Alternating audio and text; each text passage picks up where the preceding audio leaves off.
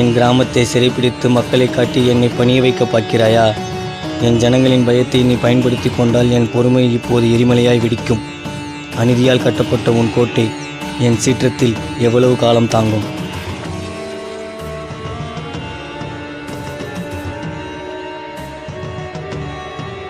என் உயிரை பறிப்பதாக மிரட்டுகிறாய். ஆனால் பறிப்பதற்கு உன் உயிர் மட்டும்தான் மிச்சமிருக்கிறது குருஜி. நீ எதை தொடங்கினாயோ அதை நான் இன்று முடித்து வைக்கப் போகிறேன்.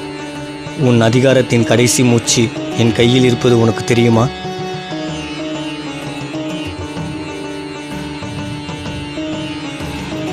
மக்களை முட்டாள்கள் என ஏளனம் செய்கிறாய். ஆனால் ஒரு சிறு பொறி போதும் உன் கோட்டையை சாம்பலாக்க. அவர்களின் மௌனம் கலைந்து வேங்கையாய் மாறும்போது உன் அதிகாரம் செல்லா காசாகும். இந்த மண்ணின் நீதி என் பக்கம் இருப்பது உனக்கு தெரியுமா?